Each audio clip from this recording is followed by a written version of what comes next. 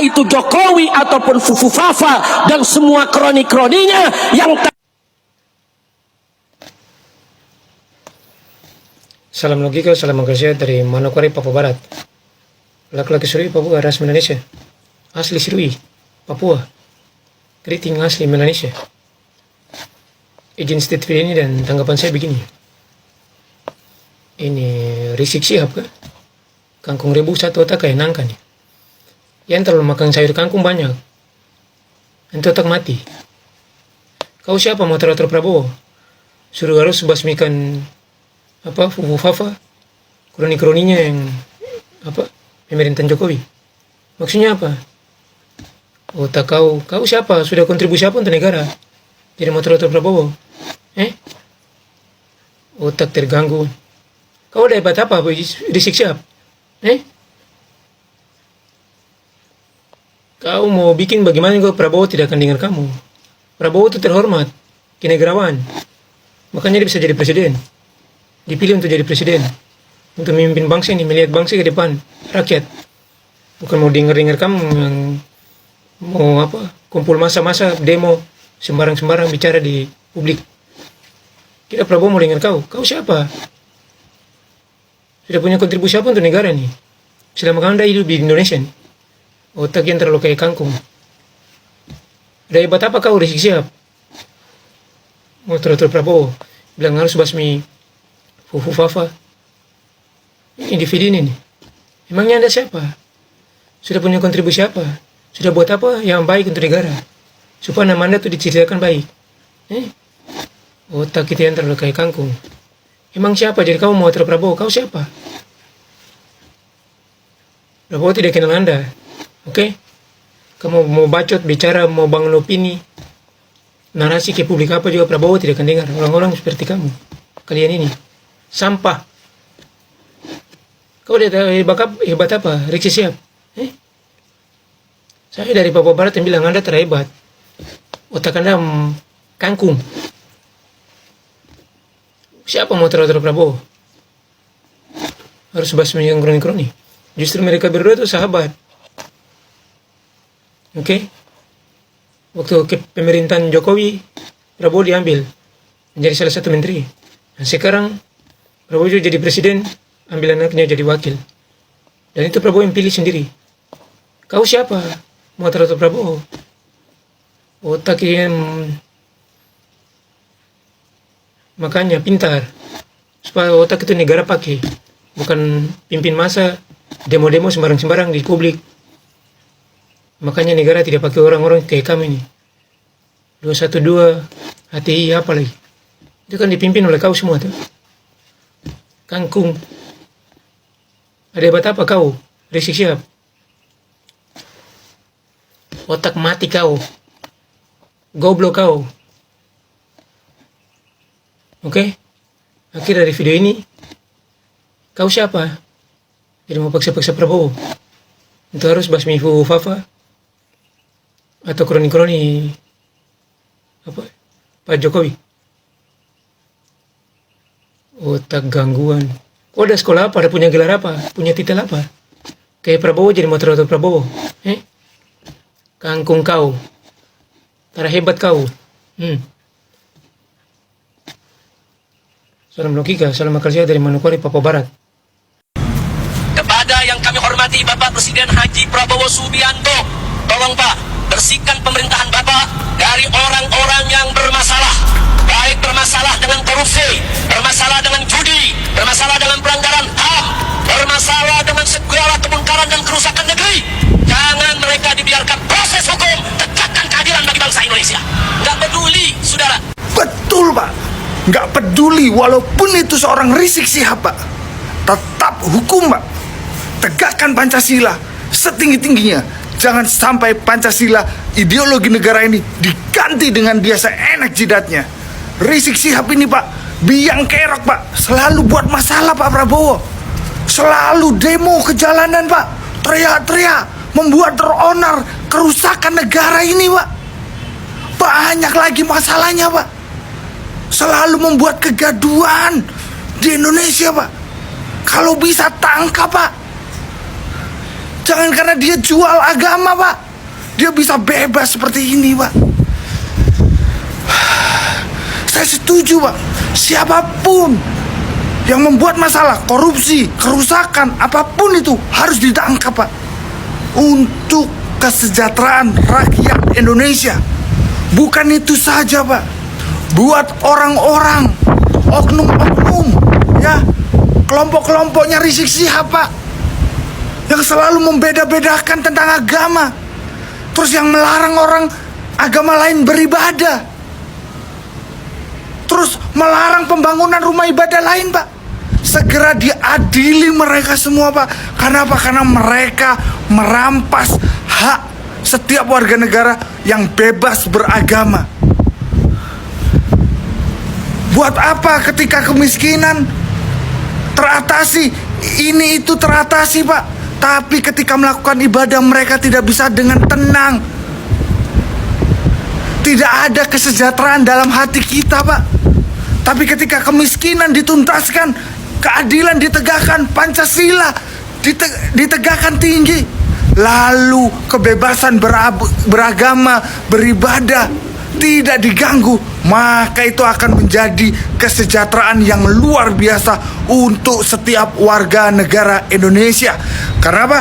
Karena Indonesia bukan negara satu golongan saja, bukan satu agama saja, tapi Indonesia milik kita semua. Indonesia lahir dari banyaknya perbedaan suku, etnis, ras, agama, budaya yang menjadi satu, yaitu Bhinneka Tunggal Ika. Saya setuju, Pak Prabowo, tuntaskan orang-orang yang selalu meneriakan intoleransi. NKRI harga mati Prabowo Gibran, Indonesia maju.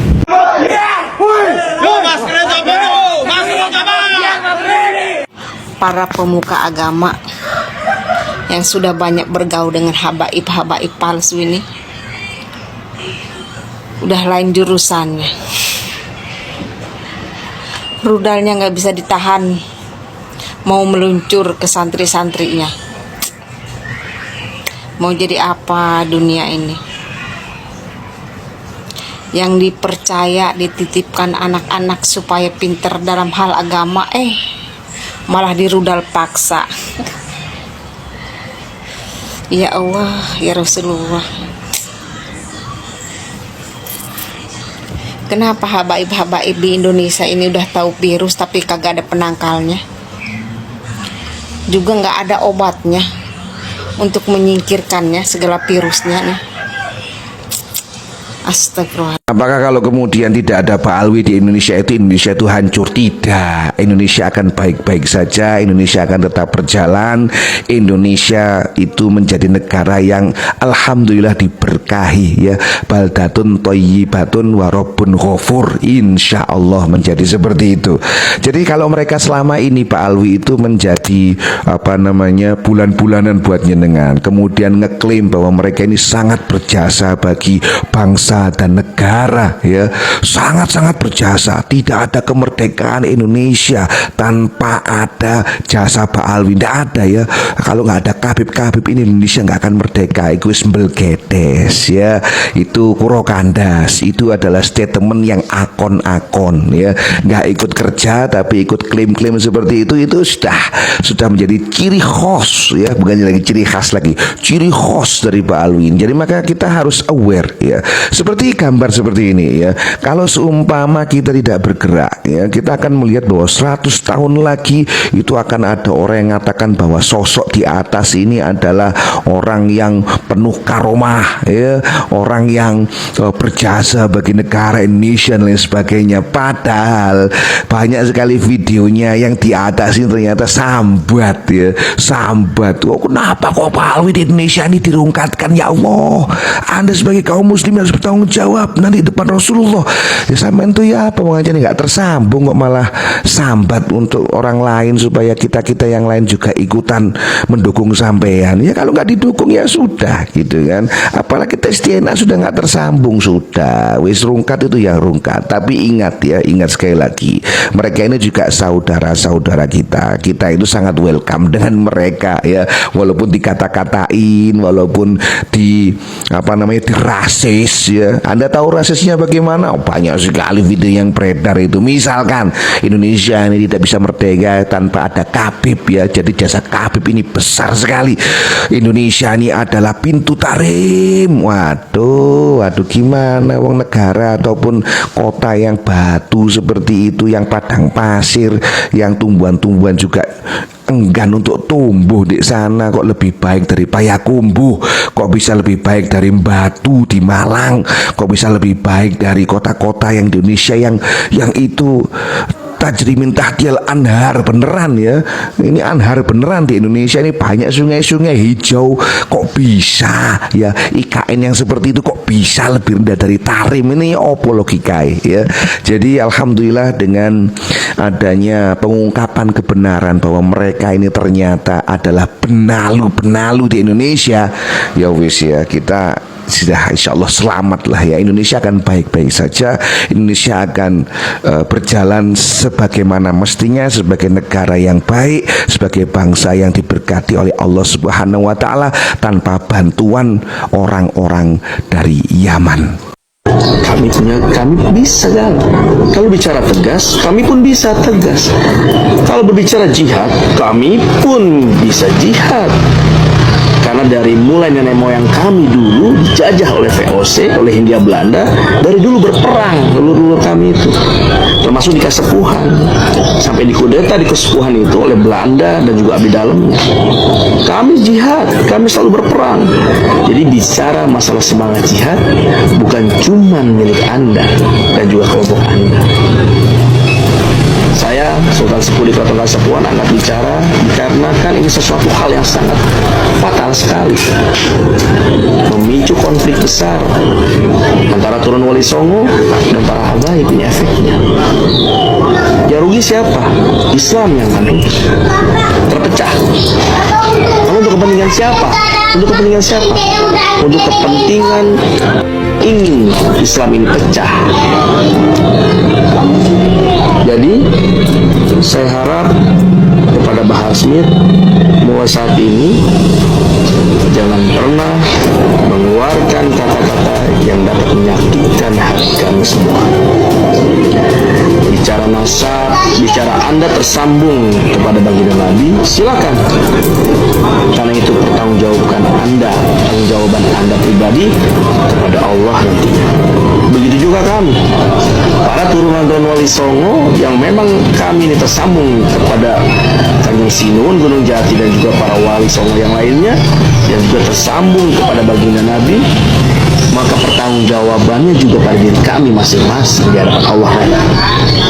Jadi jangan pernah menyakitkan hati. Sesungguhnya baginda Rasulullah tidak pernah terucap dari mulutnya untuk menyakitkan hati orang lain. Ketika kita mengaku bernasab kepada baginda Rasulullah, maka jaga sikap, jaga akhlak. Karena baginda Nabi tidak pernah memaki, mencaci orang lain. Apakah pantas kita sebagai turunannya kita mengeluarkan dalam dakwah sebuah cacian dan makian terhadap orang lain, walaupun orang itu salah? Aku kok percaya banget ya, penelitian tesis Kiai Imaduddin tentang habaib yang ada di Indonesia itu bukan keturunan Nabi Muhammad. Hatiku yakin banget bukan keturunan Nabi Muhammad. Lebih yakin lagi sebenarnya, berani nggak tes DNA? Oke.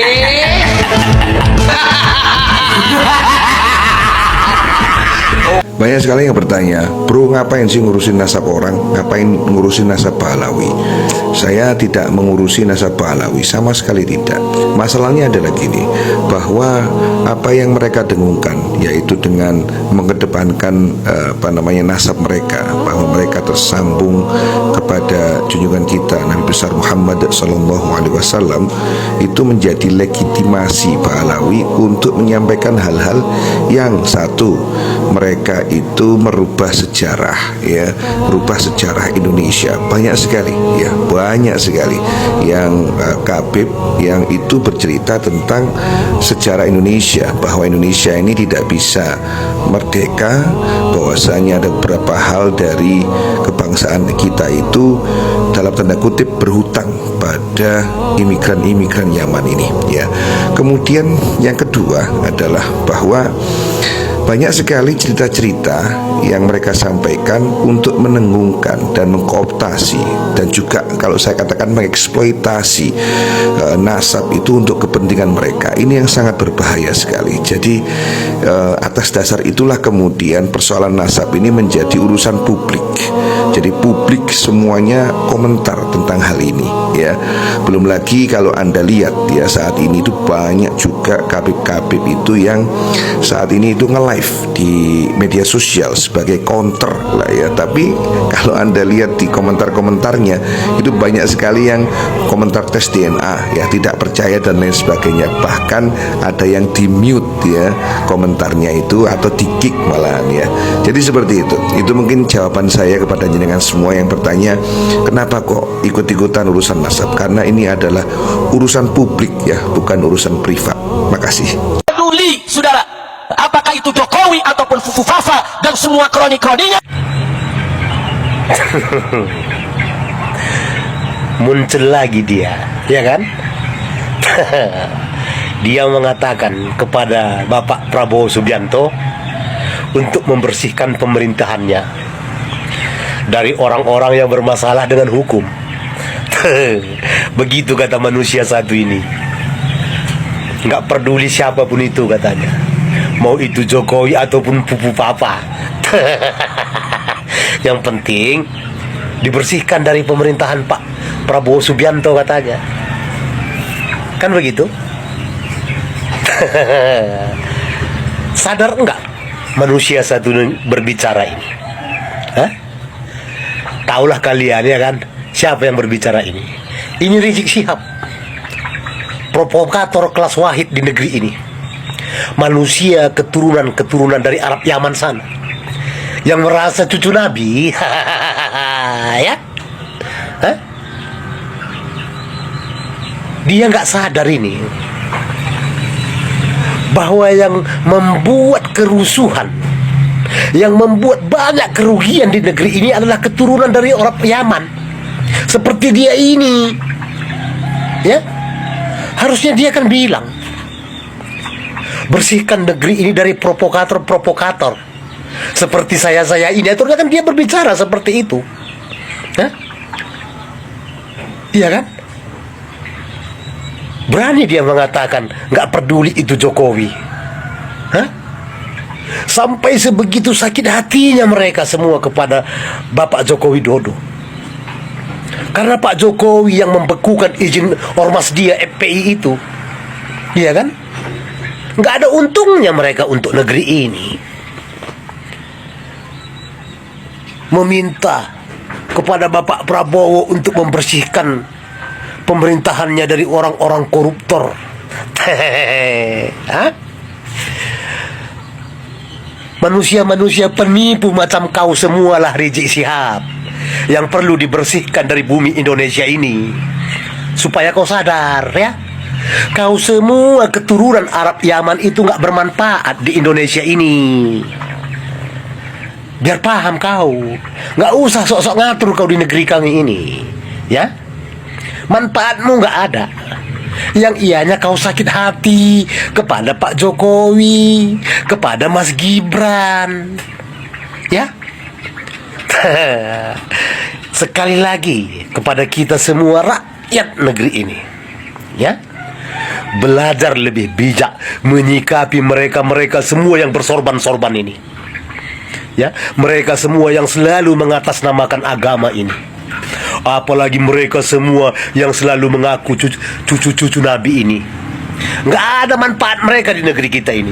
Semua keturunan Arab Yaman itu, ya. Supaya kita sadar ini, mari kita ingatkan saudara-saudara kita sebangsa setanah air yang orang asli Indonesia untuk lebih waspada kepada mereka ini semua, ya, terkhusus untuk keturunan dari Yaman ini semua. Ya, selain memecah belah bangsa ini, tidak ada kerjaan mereka ini, sama sekali tidak ada. Ya, sok meminta kepada Pak Prabowo untuk membersihkan pemerintahan. Siapa rupanya mereka? Iya kan? Udah boleh kita lihat, sudah bolehlah kita lihat bagaimana sepak terjang mereka selama berada di negeri kita ini. Ya, sudah bisalah kita belajar pintar. Jangan karena bersorban, jubahnya dalam, selalu mengatasnamakan Allah dan agama Al-Quran, langsung percaya. Karena itu kelemahan orang Indonesia ini, apalagi kita yang Islam ini. Asal udah melihat orang bersorban, tingginya ya udah tinggi-tinggi lah sorban mereka, ya kan, memakai jubah dalam kurang dalam, memanjangkan jenggot, asal berbicara mengatasnamakan agama dan Al-Quran. Banyak orang Indonesia, khususnya yang Islam ini, terlena dan dibodoh-bodohi dengan dalil agama itu. Mari mulai belajar bijak dan cerdas menyikapi siapa mereka semua, keturunan Yaman ini, ya, yang selalu mengaku cucu Nabi demi meraup keuntungan dari rakyat negeri ini. Ya, belajar bijak. Mereka bukan siapa-siapa di negeri kita ini. Mereka hanya numpang hidup enak, memanfaatkan ketidaktahuan umat Islam. Itu yang mereka lakukan selama ini. Tidak usah didengarkan omongan manusia yang satu ini tadi, ya, yang ianya dia tidak punya andil apa-apa untuk kemajuan dan kemakmuran negeri ini. Sorry, gue mau nanya, nggak salah tah? Lu ngebangga-banggain kampung lu, bahwa kampung lu tanahnya yang beginilah, luar biasa lah, orangnya begitulah, pokoknya paling hebat lah kampung lu, ya. Cuman gue bingung aja sama lu, kenapa lu betah di kampung gua? Kalau kampung lu tuh luar biasa hebat seperti yang lu ceritain, kenapa lu betah di kampung gua? Bahkan kayaknya nggak mau pulang lagi ke kampung lu, kenapa? Logika dong, kalau memang kampung lu hebat, istimewa, ya pulang. Ngapain lama-lama di kampung gua? Kan gitu, ini logikanya ya, logikanya. Seperti itu kan? Kalau memang kampung lu hebat, kata lu, ya pulanglah. Ya, ngapain di kampung gua? Lagi-lagi Habib Rizik dihujat para netizen, ya, terutama di sini ada netizen dari Papua yang mengkritik perkataannya Habib Rizik, yang mana Habib Rizik menghimbau atau memohon kepada Presiden Prabowo untuk membersihkan para kabinetnya dari masalah korupsi, baik itu korupsi dari segala macam korupsi, ya. Jadi untuk judi online dan sebagainya. Jadi di situ Habib Rizik juga menyindir tentang siapa itu Presiden Jokowi, ya. Kalau misalnya terlibat, silakan dihukum juga, ya, baik Jokowi maupun apa gitu, ya, teman-teman. Jadi banyak netizen yang mengomentari tentang pernyataannya Habib Rizik ini, ya. Jadi terutama di sini ada orang Papua ini yang berkomentar tentang Habib Rizik, dan para netizen-netizen yang lain ini, ya, yang berkomentar tentang pernyataannya Habib Rizik di acara 212 kemarin, ya, teman-teman. Oke, terima kasih buat teman-teman semua. Semoga video ini bermanfaat dan sampai jumpa di video selanjutnya.